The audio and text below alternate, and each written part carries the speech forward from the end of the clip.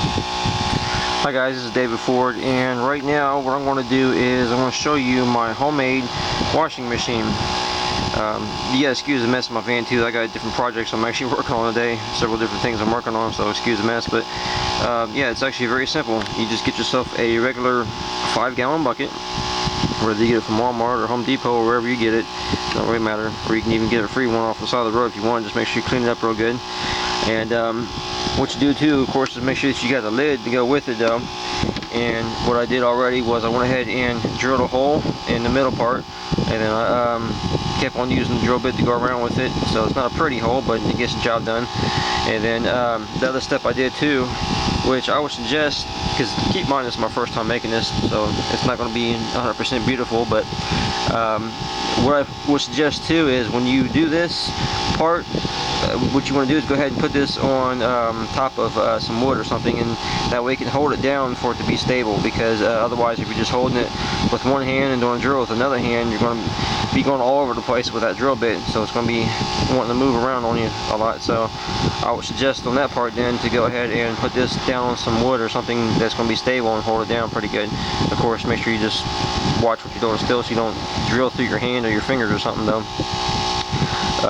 But yeah, you just go ahead and drill some holes all the way around it.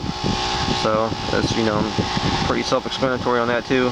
The reason, of course, though, why you do drill the holes like that is so that way you're not just plunging straight down on it, because it's going to be harder to go up and down with this as far as when you're going to plunge up and down with it.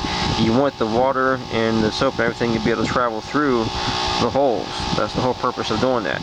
So then after you get that drilled though, and you got the hole going pretty good on the lid too, you just go ahead and put your water in there. I've got it about half full right now, and you go ahead and put, you know, your stuff in there. I'd say about maybe 3 or 4 pairs of underwear, 3 or 4 pairs of socks, and maybe a pair of pants or 2 shirts or something like that, something to that effect.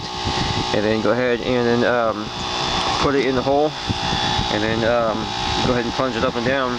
Actually, hang on one second and I'll go ahead and show you what I'm talking about as far as putting it in there.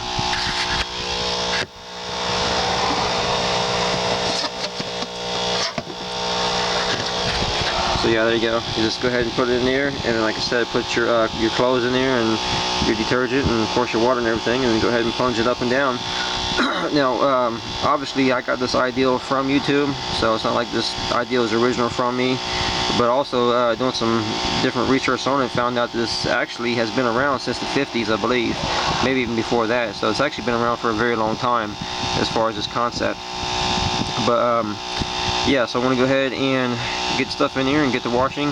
Oh yeah, another thing I was going to say was that from what I saw on the videos, people were saying that you should do this for about 10 minutes as far as the plunging action on there, as far as, you know, going up and down with it. Do that for about 10 minutes, and then you should be able to go ahead and drain out the water and then rinse it. So put some new water in there and go ahead and rinse it out real good, is what you should be able to do.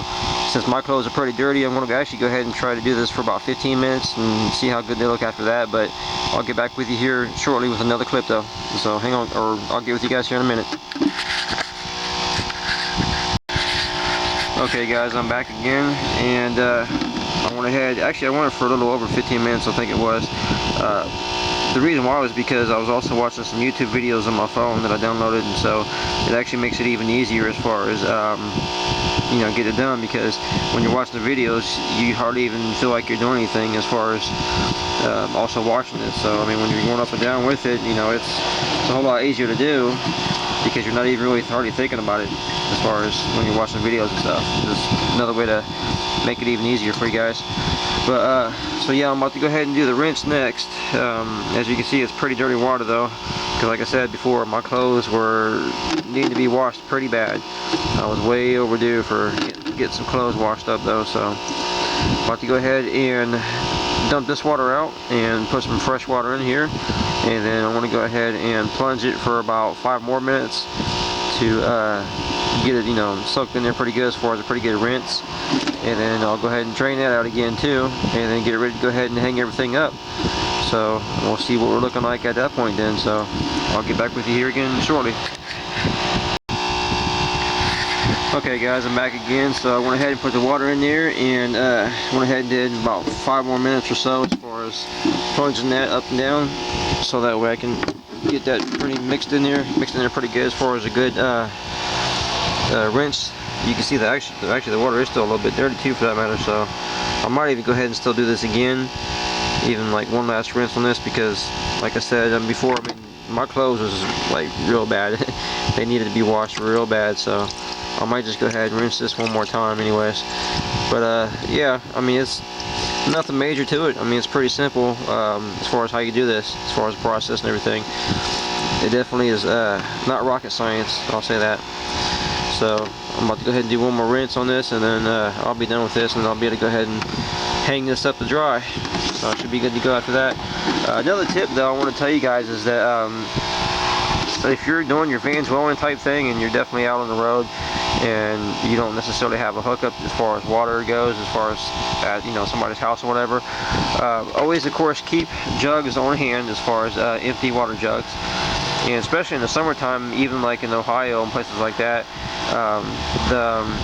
the water fountains are on in the summertime.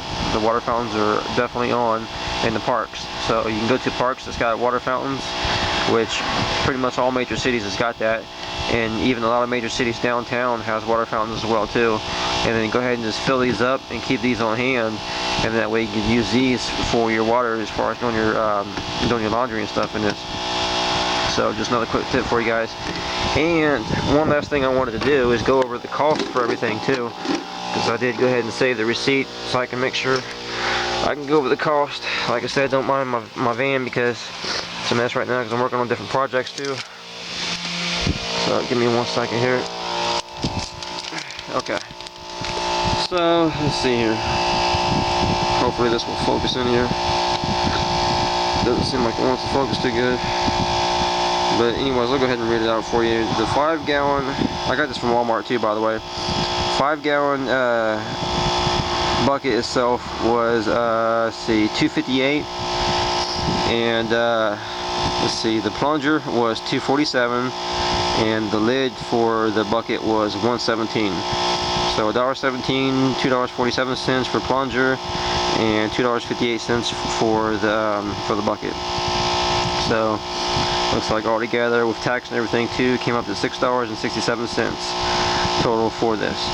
So you figure that you know, you do about 2-3 loads of laundry, and in other words, the type of price it would be as far as if you go to the laundromat and do it, and you got this paid for. And then after that, it's pretty much free laundry. I mean, it's just a matter of getting your water. But like I said, you know, one of the things you can do for sure is go to parks and use the water fountains and fill up the jugs and get your water that way. So either way it goes, I mean, you've got yourself a system now as far as being able to do laundry while you're in your van or in an RV or whatever type of mobile living that you're doing. So if you like the tips that I've got on this for you guys, then go ahead and hit the thumbs up button.